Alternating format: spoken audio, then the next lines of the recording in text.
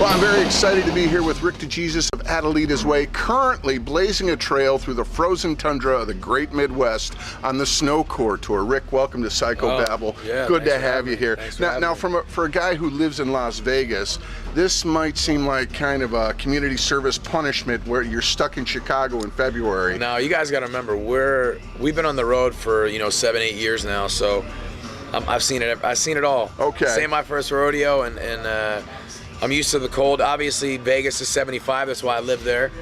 I want to see that sun when I'm not on the road, and I want to be in the warm. But I grew up in Philadelphia, and I'm on tour.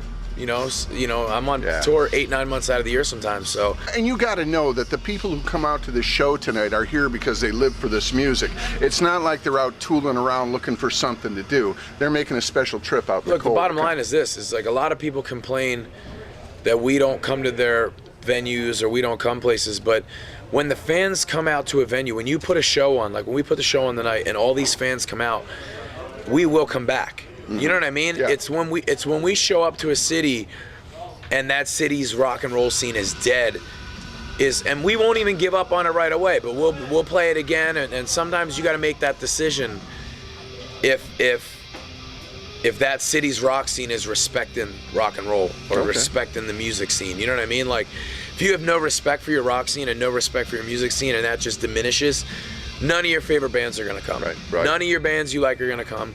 We have a cult following of people who love us, and ever expanding. And it's still growing, man. Yeah, let's talk about the music. Now, you're on tour in support of your third album, Stuck.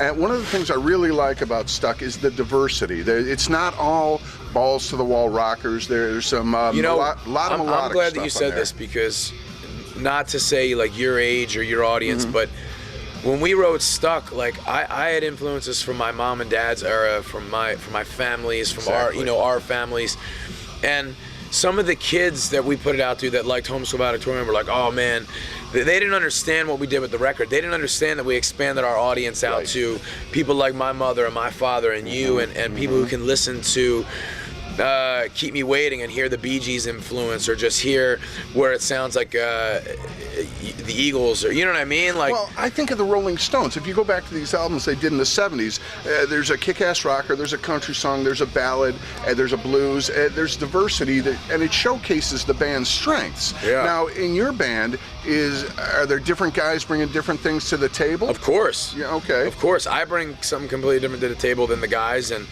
our guitar player brings, he definitely, me and him when we get together, it molds a sound that I think has very classic rock influence. You know what I mean?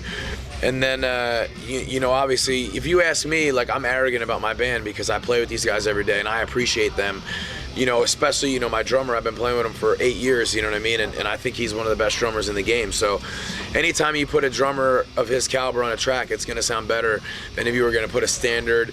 I feel like he knows when to sit in the pocket and he knows when to get fancy, and that's what I like about him. And he knows when to step out because and show people he belongs in drum magazines and shit, because he does. You know what I mean? Are you getting a new album ready, or what's going on? Yeah, we got a 5-song EP coming out March 17th because we had a fire lit under our ass from all the things that was going on, from being on the tours we didn't want to be on, and doing all these things. We were real motivated, and I was like, you know what, man?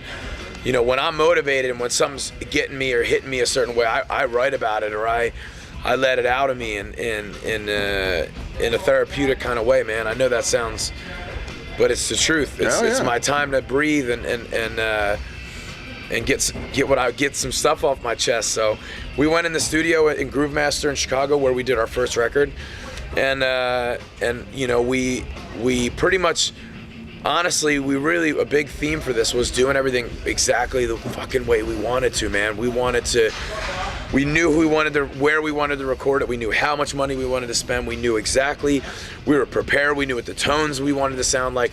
We just needed someone to help facilitate our vision and You know, we brought on Matt Doherty, who works with Johnny K. Okay. And I've worked with all of them in that studio, and we just did it, man. And we took time on the tones, and we recorded everything live as a band, and then, you know what I mean? It was a great process, and we're trying to still find our exact, perfect the sound we're looking for, which sonically. is we want sonically, we want what you're saying. We want it to sound like the Rolling Stones records and the Nirvana records that were recorded live, and it just flow, and you can hear the instruments, and it's not like samples and a bunch of garbage, you know, right. We're recording live. We want to make records that sound like us live and capture how badass we really are, man. And that's what we're striving towards. And that's coming out March 17th. Now, do you have a March single 17th. coming out? Yeah, we got a new single called I Get Around that just came out. And look, that's another song. I wrote it because I went on a bad date one time with this girl, beautiful girl, and she asked me how many people I've been with. I lied to her.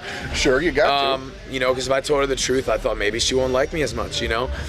But she asked me that, and then I didn't even ask her it because I thought it was disrespectful to ask her. Yeah. And then I bump into my friend. He's like, hey, did you go on a date with this girl? And I was like, yeah. He's like, dude, that girl is a slut, dude. I was like, really? She asked me how many people I've been with. Like, what kind of person does that? What kind of cake eater is like, are you eating cake? Right. You know, so, you know, that idea and that concept, you know, I wrote it. And I realized at that moment that maybe I got around a little bit too. I was like, man, when she made me think about it, you know, now for my beautiful wife, I wish I didn't do as much as I did, you know? Right. So I'm like, because she's just so, you know, it's like, I wish I would have met you first.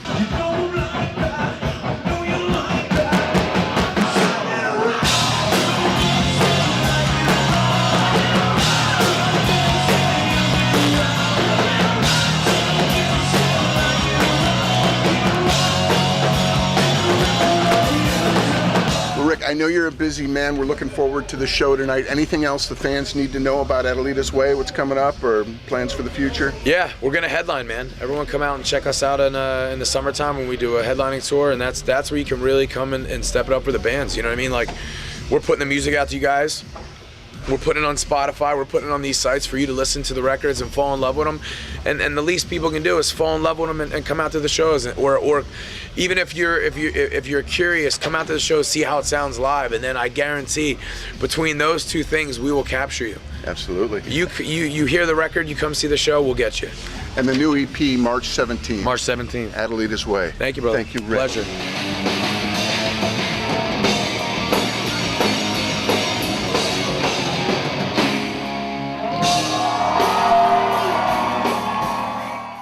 Hey, what's up? This is Rick the Jesus. You're watching Psychobabble TV.